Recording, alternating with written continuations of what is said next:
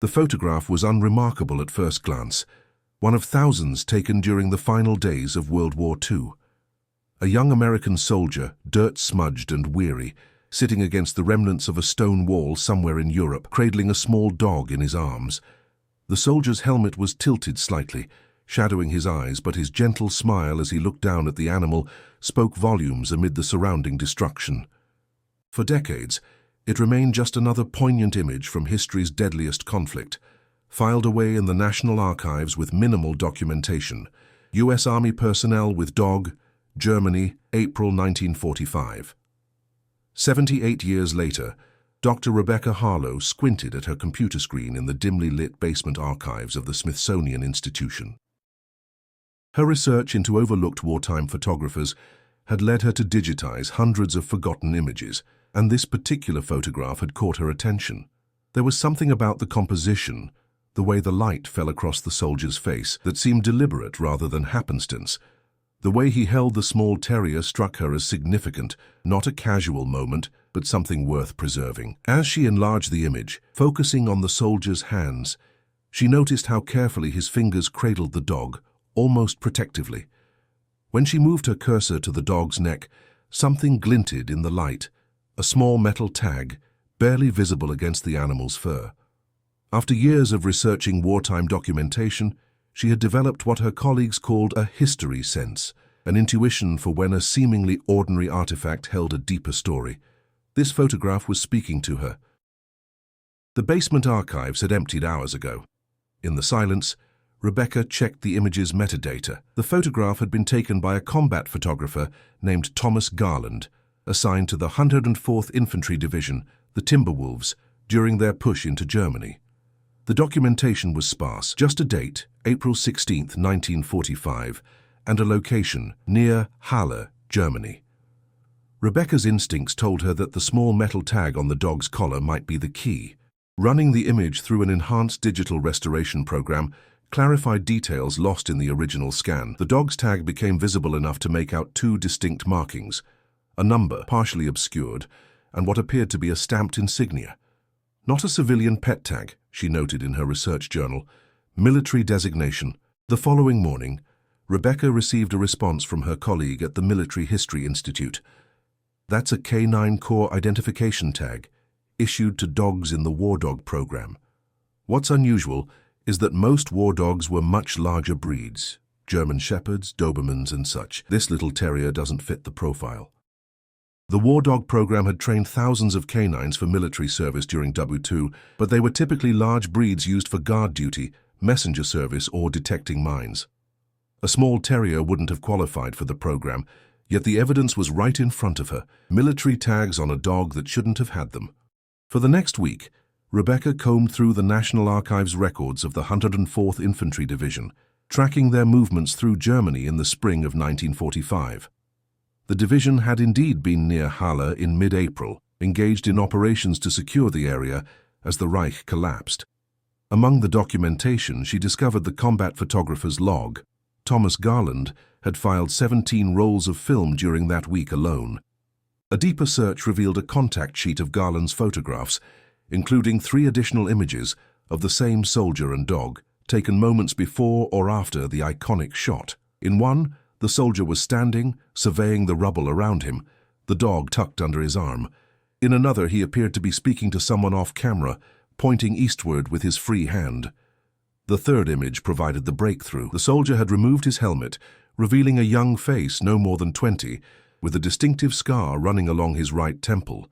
More importantly, his jacket was open, revealing the name tape on his uniform, Brennan. Military records identified him as Private First Class Michael Brennan, a rifleman with Company B, 413th Infantry Regiment. He had enlisted from Boston in 1943, was wounded during the Hurtgen Forest Campaign in late 1944, and returned to his unit in February 1945. Nothing in his service record mentioned a dog or any assignment to the K9 Corps. The investigation took an unexpected turn when Rebecca's research assistant discovered a post-war document. Brennan had filed a request with the Army to adopt a military dog and bring it home. The request was denied. More intriguingly, the paperwork referred to the animal as K9 Auxiliary Unit J42, not a standard war dog program designation. Most unusual of all, the request had been escalated all the way up to the office of the Quartermaster General before being rejected. For a small terrier to warrant attention at such a high level suggested something far beyond an ordinary soldier-dog bond. Whatever this animal was, someone with significant authority cared about its disposition. The search for answers led Rebecca to a modest retirement community in Falmouth, Massachusetts, where Michael Brennan's daughter, Catherine Williams, now resided. Their initial contact was cautious. Catherine was understandably wary of a stranger's interest in her father, who had passed away in 1989, but when Rebecca explained about the photograph and shared a copy, the woman's response shifted dramatically. "I've never seen this," Catherine had written back. "Dad didn't keep war photos." He rarely talked about those years at all. In Catherine's sunlit living room a week later, Rebecca watched as the silver-haired woman in her 70s studied the enlarged photograph with trembling fingers. The emotional weight of seeing her father as a young soldier, decades before she knew him, was evident in her eyes. When asked if her father had ever mentioned a dog from his war service, Catherine revealed that he had spoken of it only once after her mother's funeral. He'd had a few drinks, which wasn't like him, and he mentioned a dog named Jack that he said saved more lives than any soldier. When I asked him about it the next day, he just shook his head and said it was ancient history, best forgotten. From a wooden cabinet in the corner, Catherine retrieved a small worn leather pouch containing a tarnished metal tag, bent and weathered by time. On one side was stamped J42, and on the other a symbol Rebecca didn't recognize, what appeared to be a simplified lightning bolt insignia, not standard U.S. military iconography. "Dad kept this all those years," Catherine explained. "I never understood what it meant." There was more. After Rebecca's initial contact, Catherine had revisited her father's old footlocker and found a journal he kept just after the war. The olive-drab notebook contained brief, almost cryptic entries about Jack. One dated May 2, 1945 read, "Jack gone today. Orders from high up. No explanation given. Lieutenant Parker says he's being reassigned." Reassigned to what? The war's practically over. Something isn't right. Jack didn't belong to them. He was Wagner's dog first, then ours. They had no right. A later entry provided another crucial clue. Harrison believes J-Unit animals being taken to Nordhausen for processing. Can't be good. Tried to speak with Captain. Shut down immediately. Warning about discussing classified matters. Since when is a little dog classified? Rebecca recognized the significance immediately. Nordhausen was where American forces had discovered one of the Nazi underground V-2 rocket facilities in April 1945. Thousands of slave laborers had died building those rockets. The connection between a small terrier with military tags and one of the most sensitive technological discoveries of the war suggested a story far more complex than a simple soldier-pet relationship. The unusual designation J-Unit, the lightning bolt insignia, the high-level interest in the dog's disposition after the war, and the connection to Nordhausen painted a picture of something classified and potentially crucial to military intelligence. Whatever role this small dog had played in the final months of World War II, it had been significant enough to warrant attention at the highest levels, and then be deliberately obscured from history. Rebecca made a careful note of the name Wagner mentioned in Brennan's journal. This unknown figure appeared to be the original handler or owner of Jack before the dog somehow came into Brennan's care. Finding Wagner might be the key to understanding the full story behind the photograph that had started her investigation. As she left Catherine's home, Rebecca carried not only copies of Brennan's journal entries and photographs of the dog tag, but also the weight of responsibility. This wasn't just academic research anymore. It was about uncovering a truth that had been deliberately buried and perhaps bringing long overdue recognition to both a soldier and a small dog who had played an unknown role in one of history's pivotal conflicts. The name Wagner became Rebecca's focal point. Military records revealed 17 soldiers with that surname who had served in the European theater during World War II. Cross-referencing with the 104th Infantry Division and surrounding units narrowed the field to 3 possibilities. 2 had been killed in action before April 1945, leaving only one candidate, Technical Sergeant Ernst Wagner of the Army Signal Corps, attached to military intelligence. Wagner's military file contained minimal information, suspiciously minimal, Rebecca noted. Born in Hamburg, Germany, he had immigrated to the United States in 1934 and become a citizen in 1940. His technical skills had made him valuable to Army intelligence, particularly for his fluency in German and knowledge of radio operations. The file indicated he had been detached for special assignment in March 1945, with no further details. The connection to military intelligence opened new avenues of research.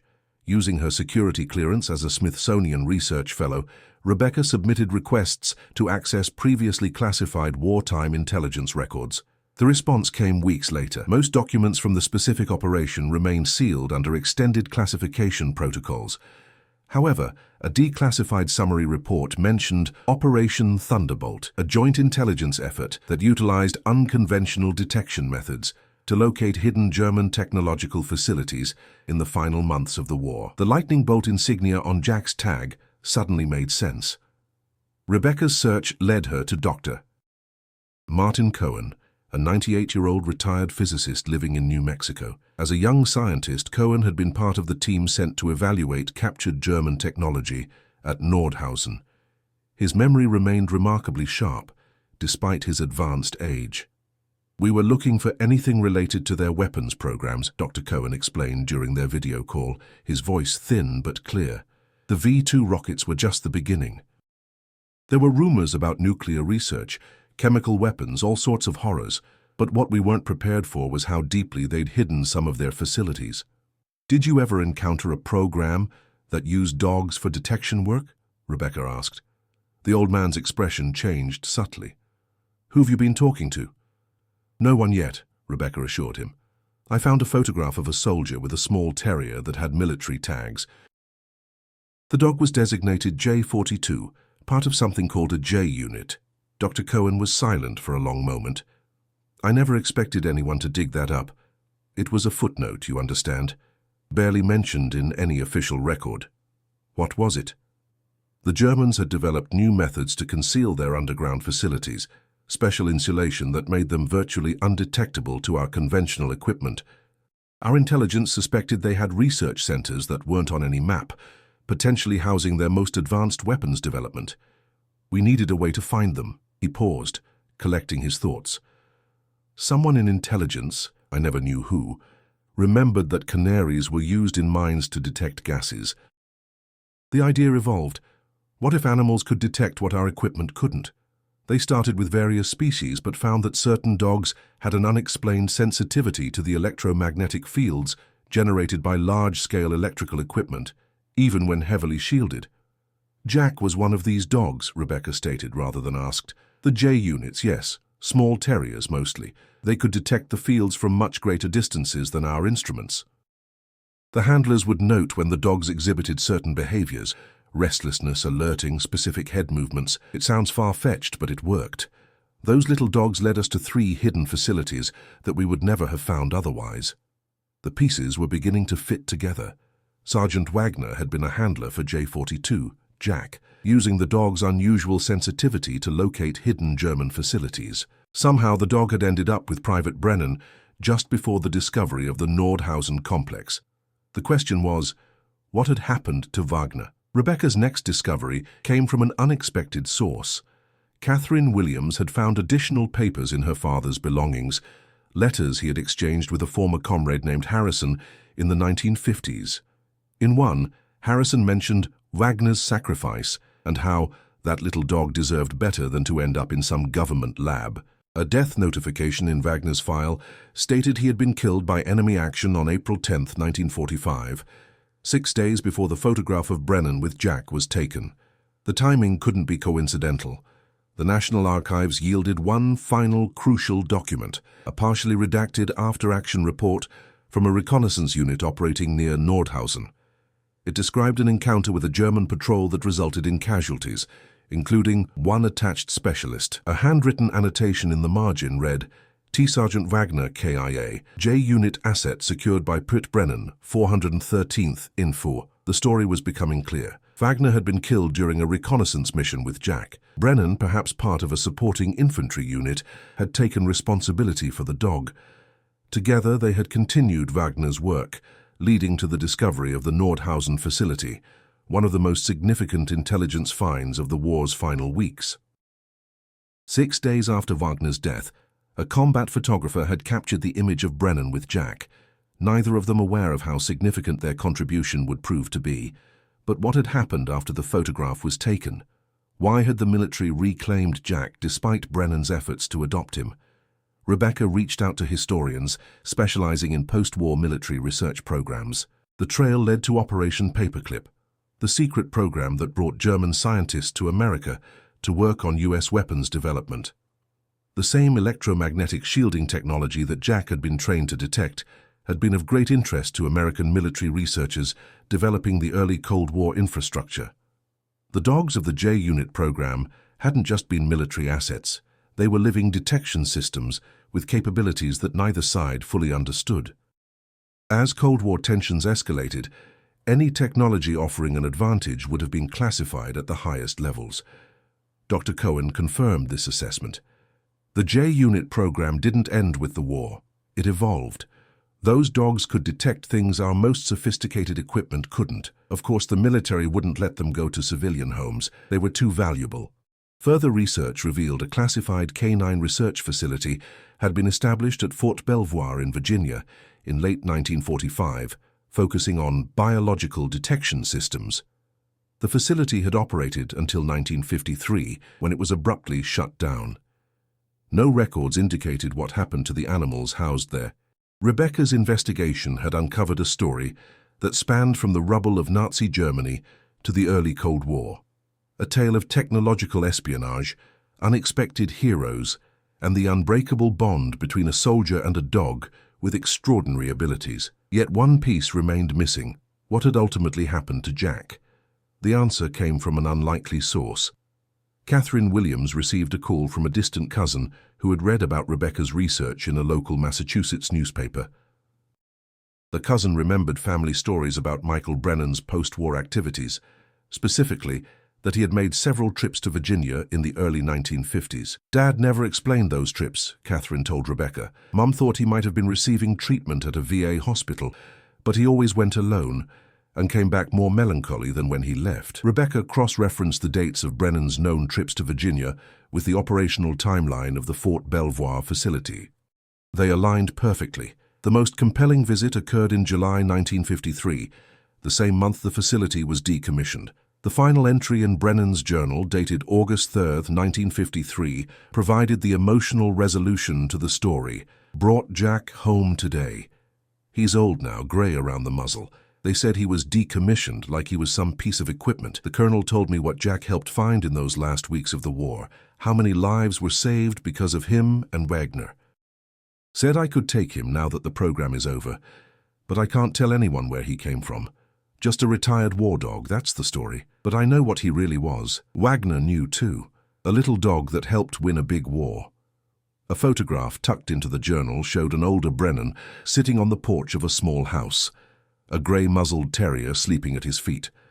On the back was written simply, "Jack, home at last, 1953-1957. 8 decades after that first wartime photograph was taken, Rebecca organized a special exhibition at the Smithsonian's National Museum of American History, the J Unit, Canine Heroes of the Secret War. The centerpiece was the enlarged, restored photograph of Private Brennan holding Jack among the ruins of Germany, accompanied by Jack's original identification tag on loan from Catherine Williams. The exhibition documented the previously classified program that had trained dogs to detect electromagnetic fields from Nazi secret facilities, helping Allied forces locate and neutralize potential threats in the war's final phase. It highlighted the contributions of both Technical Sergeant Ernst Wagner, who had given his life in the line of duty, and Private First Class Michael Brennan, who had carried on the mission and fought for 8 years to bring Jack home.